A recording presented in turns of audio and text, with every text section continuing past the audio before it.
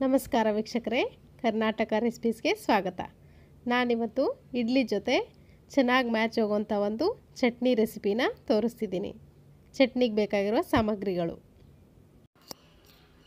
ಒಂದು ಅರ್ಧದಷ್ಟು ಒಣ ಕೊಬ್ಬರಿನ ನಾನು ಈ ಥರ ಉದ್ದುದ್ದಾಗಿ ಕಟ್ ಮಾಡಿ ಇಟ್ಕೊಂಡಿದ್ದೀನಿ.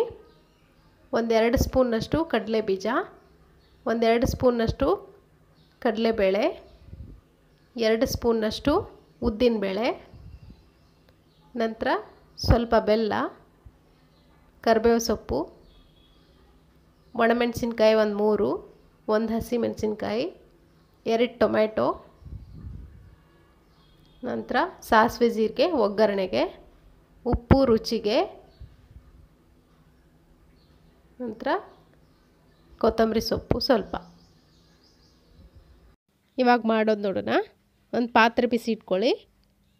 ಪಾತ್ರೆ ಕಾದ ನಂತರ ಅದಕ್ಕೆ ಕಡಲೆ ಬೀಜ ಹಾಕ್ಕೊಂಡು ಸ್ವಲ್ಪ ಹೊತ್ತು ಚೆನ್ನಾಗಿ ಕೆಂಪಗಾಗೋವರೆಗೂ ಹುರ್ಕೊಂಡು ಇದನ್ನು ಒಂದು ಮಿಕ್ಸರ್ ಜಾರ್ಗೆ ಹಾಕ್ಕೊಂಡು ಸೈಡಲ್ಲಿ ಎತ್ತಿಟ್ಕೊಳ್ಳಿ.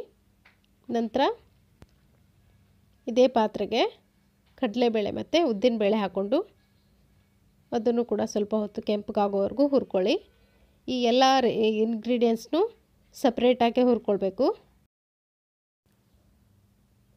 ಇದಾದಮೇಲೆ ಈ ಕೊಬ್ಬರಿ ಮತ್ತು ಒಣಮೆಣಸಿನ್ಕಾಯಿ ಮತ್ತು ಕರಿಬೇವಿನ ಸೊಪ್ಪು ಕೂಡ ಹಾಕ್ಕೊಂಡು ಸ್ವಲ್ಪ ಹೊತ್ತು ಚೆನ್ನಾಗಿ ಹುರ್ಕೊಳ್ಳಿ. ಇದನ್ನು ಕೂಡ ಮಿಕ್ಸರ್ ಜಾರ್ಗೆ ಹಾಕ್ಕೊಳ್ಳಿ. ಆಮೇಲೆ ಇದೇ ಪಾತ್ರೆಗೆ ಸ್ವಲ್ಪ ಎಣ್ಣೆ ಹಾಕ್ಕೊಂಡು ಈ ಟೊಮೆಟೊನ ನಾನು ಕಟ್ ಮಾಡಿ ಇಟ್ಕೊಂಡಿದ್ದೀನಿ. ಟೊಮೆಟೊಗಳು ಕೂಡ ಹಾಕ್ಕೊಂಡು ಸ್ವಲ್ಪ ಹೊತ್ತು ಬಾಡಿಸ್ಕೊಳ್ಳಿ.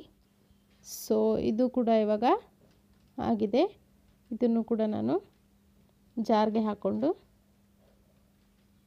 ಇದ್ರ ಜೊತೆಗೇ ಸ್ವಲ್ಪ ಬೆಲ್ಲ, ರುಚಿಗೆ ತಕ್ಕಷ್ಟು ಉಪ್ಪು ಮತ್ತು ಕೊತ್ತಂಬರಿ ಸೊಪ್ಪು ಹಾಕಿ ಇದನ್ನು ನುಣ್ಣಗೆ ರುಬ್ಕೊಳ್ತಿದ್ದೀನಿ.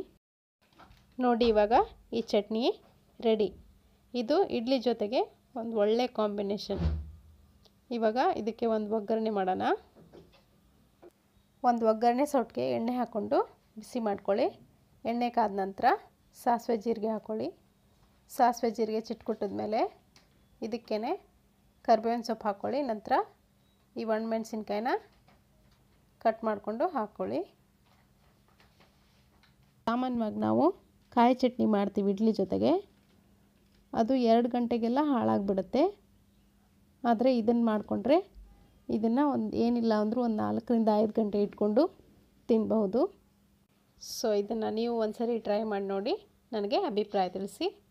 ಇಷ್ಟೇ ಇವತ್ತಿನ ರೆಸಿಪಿ. ಈ ರೆಸಿಪಿ ನಿಮಗೆ ಇಷ್ಟ ಆಗಿದರೆ ಲೈಕ್ ಮಾಡಿ, ಶೇರ್ ಮಾಡಿ, ಕಮೆಂಟ್ ಮಾಡಿ ಆ್ಯಂಡ್ ನನ್ನ ಚಾನಲ್ಗೆ ಸಬ್ಸ್ಕ್ರೈಬ್ ಆಗೋದನ್ನು ಮರಿಬೇಡಿ. Thank you.